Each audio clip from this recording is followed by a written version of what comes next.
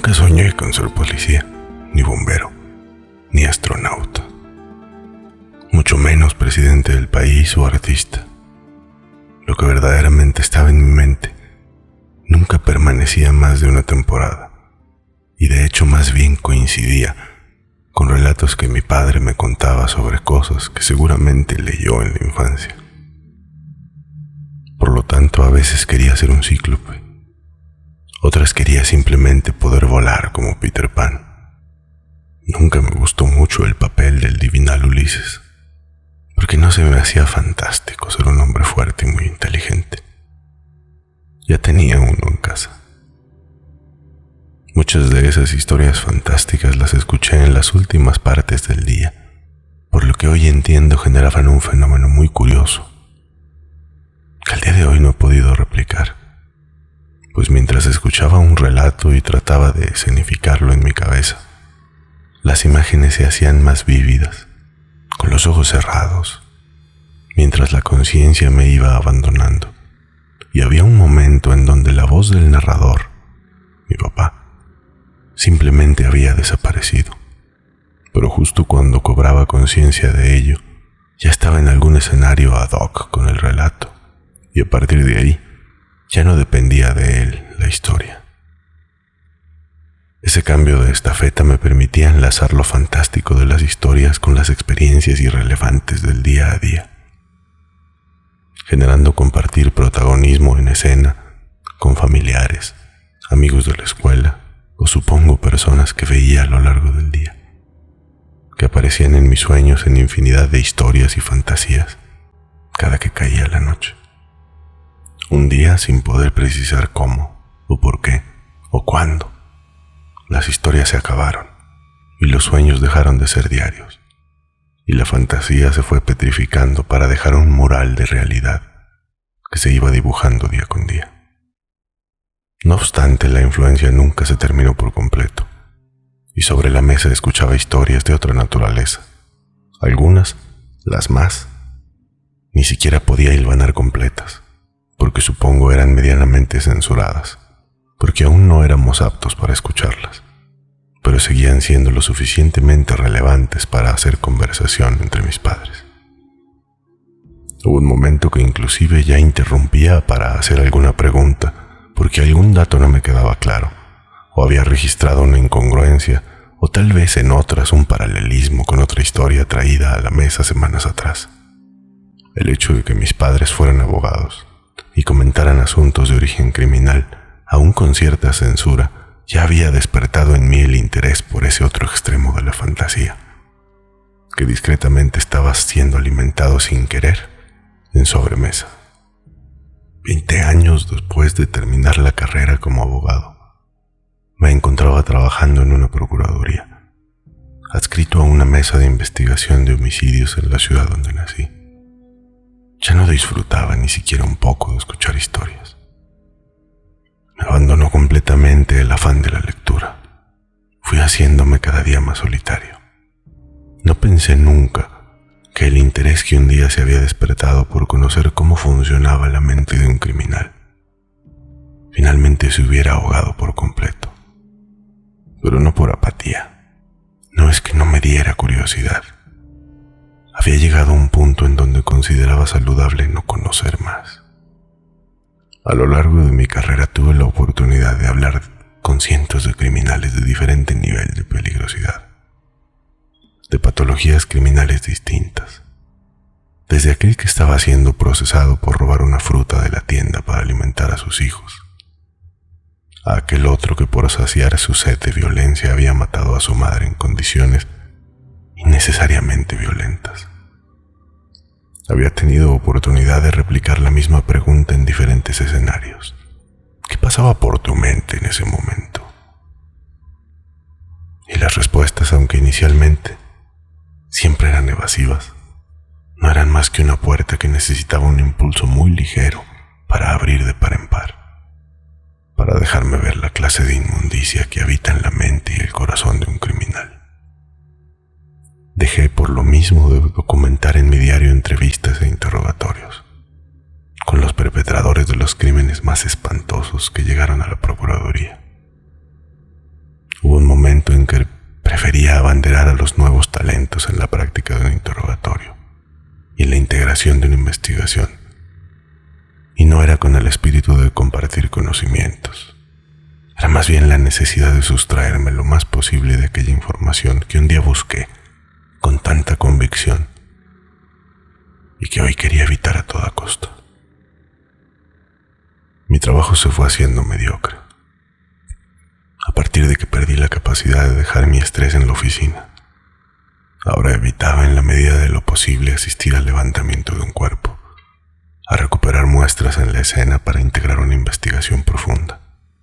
Empecé a delegar y por lo mismo involuntariamente me hice más productivo, aunque mi trabajo ya no me dejaba satisfecho, y lo sentí congruente con el innecesario reconocimiento que recibía todo el tiempo por la intervención y experiencia en la resolución de investigaciones.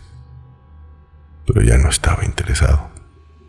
Y todo esto sucedió cuando entrevisté a un pobre diablo que hace 2 meses trajeron a mediodía, porque bajo la influencia de sustancias como el cristal y algunos solventes, después de más de una semana de consumo ininterrumpido, en una de esas que la esposa salió a pedir dinero para comer, para sus hijos, tuvo un brote psicótico y apuñaló a sus 4 hijos menores de edad.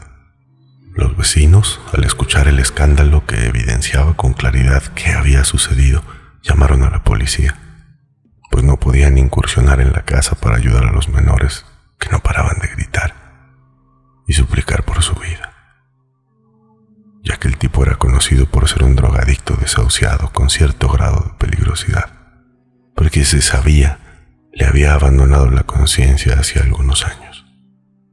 Cuando finalmente lo tuve frente a mí, no pude evitar darme cuenta que no era consciente de lo que estaba sucediendo.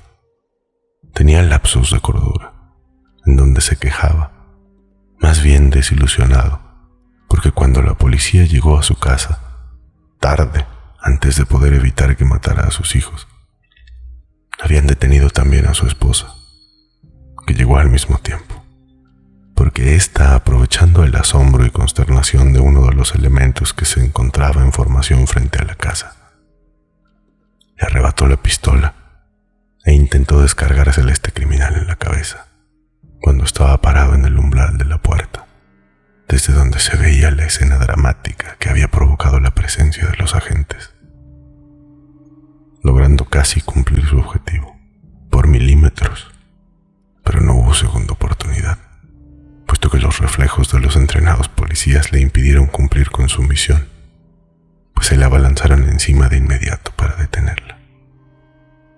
En este punto coincidimos ambos. No debió fallar ese disparo.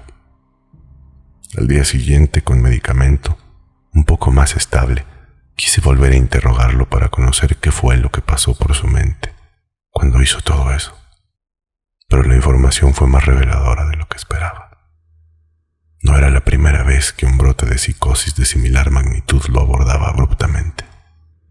Llevaba años enrolado en las drogas, y las pesadillas tan reales que experimentaba verdaderamente lo habían vuelto loco. Pero lo que más me perturbó fue que me platicó cómo es que iniciaban. En realidad, el episodio de psicosis que experimentaba era por abstinencia, lo que le obligaba a volver a consumir para lograr hacer desaparecer las alucinaciones, que generalmente eran demonios o criaturas, según su descripción, terroríficas, que aún sin llevarle mensaje de ninguna naturaleza, lo hacían cometer cualquier clase de actos, inclusive delictivos, para proveerse una dosis que le permitiera alejar las alucinaciones.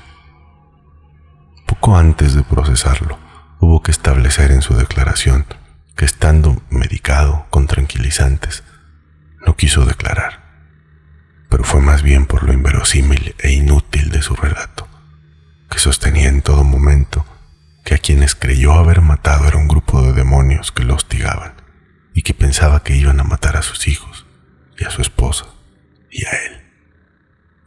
Y es que en este punto la realidad, que era esa, no me cabe duda, nada aportaba a la investigación, mediante la cual se podía establecer sin necesidad del toque fantasioso que simplemente los apuñaló él mismo hasta dejarlos sin vida.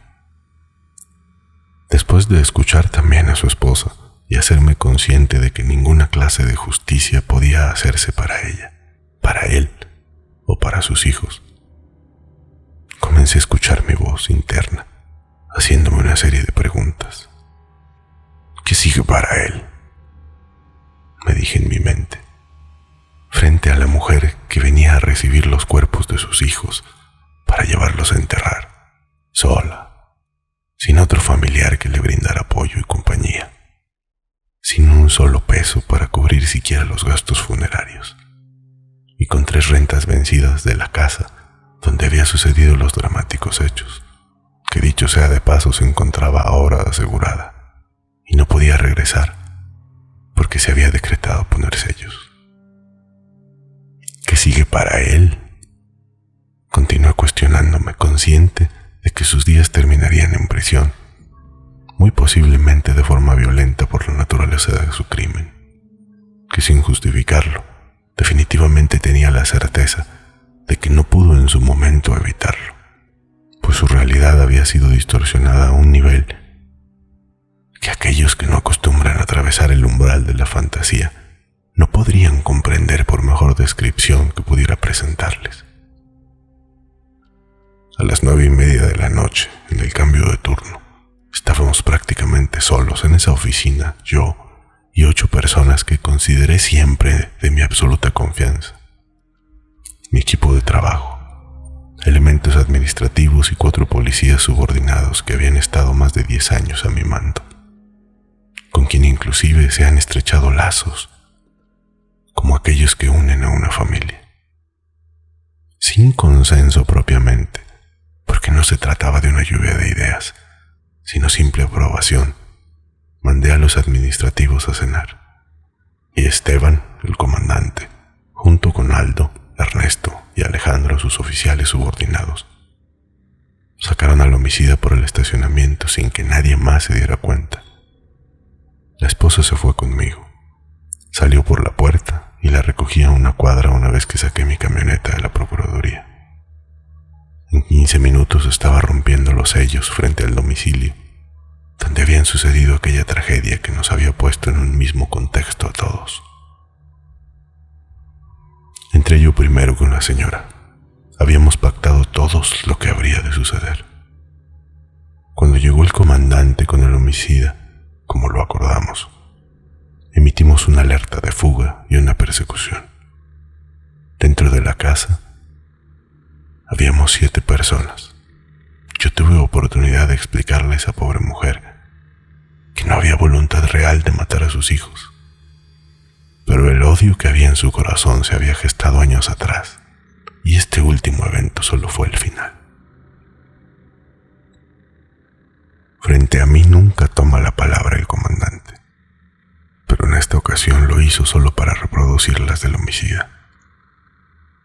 Y dirigiéndose a la señora le dijo, después de repasar el plan que habíamos acordado con ellos: dice que está listo. Aquel asesino asintió con la cabeza detrás del comandante, quien dando un paso a un lado le entregó una pistola a aquella mujer cuyos ojos nunca volverían a brillar, después de lo sucedido precisamente en esta casa. Y ésta la tomó en sus manos al tiempo que cambió abruptamente su respiración, hasta ese momento controlada. El homicida se echó al piso de rodillas, y ambos se sostuvieron la mirada, hasta que ella se la apagó de un balazo a la altura de la frente. Era seguro no tenía intención siquiera de pedir perdón, pero no porque no estuviera arrepentido, sino porque estaba consciente que no había manera de obtenerlo o de reparar el daño en ninguna minúscula medida.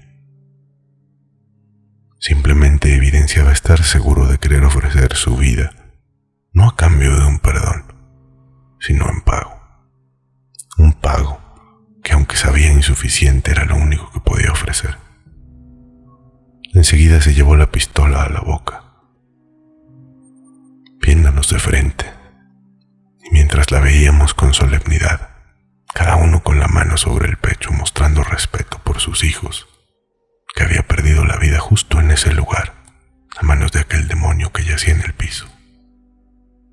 Vimos cómo su mirada de agradecimiento por aquella escena que habíamos montado para darle la única justicia real que necesitaba, se nubló tras el disparo mientras caía, de costado, frente al sillón marrón.